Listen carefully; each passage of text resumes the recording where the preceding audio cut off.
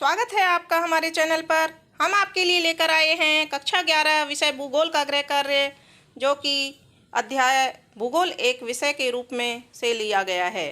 तो स्टार्ट करते हैं। पहला प्रश्न है, भौतिक भूगोल की शाखाएं बताइए।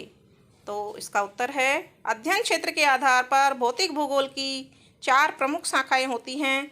नंबर 1, भू आकृति विज्ञान यानी कि स्थलमंडल, जलवायु विज्ञान वायुमंडल, समुद्र विज्ञान जलमंडल, जीव भूगोल यानी कि जीव मंडल। प्रश्न नंबर 2, मानव भूगोल की शाखाओं का विस्तृत वर्णन कीजिए। मानव भूगोल की शाखाएं, सामाजिक और सांस्कृतिक भूगोल, इसके अंतर्गत समाज का इसकी प्रादेशिक गत्यात्मकता एवं समाज के योगदान से निर्मित सांस्कृतिक तत्वों का अध्ययन आता है। दूसरा है जनसंख्या एवं अधिवास भूगोल। यह ग्रामीण तथा नगरीय करों में जनसंख्या वृद्धि, उसका वितरण, घनत्व, लिंग अनुपात, प्रवास एवं व्यावसायिक संरचना आदि का अध्ययन करता है। अधिवास भूगोल में ग्रामीण तथा नगरीय अधिवासों के वितरण, प्रारूप तथा अन्य विशेषताओं का अध्ययन किया जाता है। तीसरा नंबर है आर्थिक भूगोल। यह मानव की आर्थिक क्रियाओं जैसे कृषि, उद्योग, पर्यटन, व्यापार एवं परिवहन, अवस्थापना, तत्व एवं सेवाओं का अध्ययन है। अगला है ऐतिहासिक भूगोल। प्रत्येक प्रदेश वर्तमान स्थिति में आने से पूर्व ऐतिहासिक अनुभवों से गुजरता है। भौगोलिक तत्वों में भी सामयिक परिवर्तन होते रहते हैं और इसी की व्याख्या करना ऐतिहासिक भूगोल का ध्येय है। अगला है राजनीतिक भूगोल। यह क्षेत्र को राजनीतिक घटनाओं की दृष्टि से देखता है एवं सीमाओं, निकटस्थ पड़ोसी इकाइयों के मध्य भूविन्यास संबंध, निर्वाचन क्षेत्र का परिसीमन एवं चुनाव परिदृश्य का विश्लेषण करता है। साथ ही जनसंख्या के राजनीतिक व्यवहार को समझने के लिए सैद्धांतिक रूपरेखा विकसित करता है। अगला प्रश्न नंबर 3 है, क्रमबद्ध उपागम को सविस्तार से समझाइए। तो इसका उत्तर है, विषय वस्तुगत उपागम में एक तथ्य का पूरे विश्व स्तर पर अध्ययन किया जाता है।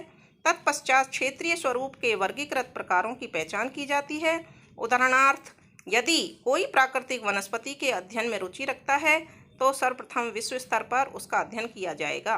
फिर प्रकारात्मक वर्गीकरण जैसे विषुवत रेखीय, सदाबहार वन, नरम लकड़ी वाले कोणधारी वन अथवा मानसूनी वन इत्यादि की पहचान और उनका विवेचन तथा सीमांकन करना होगा।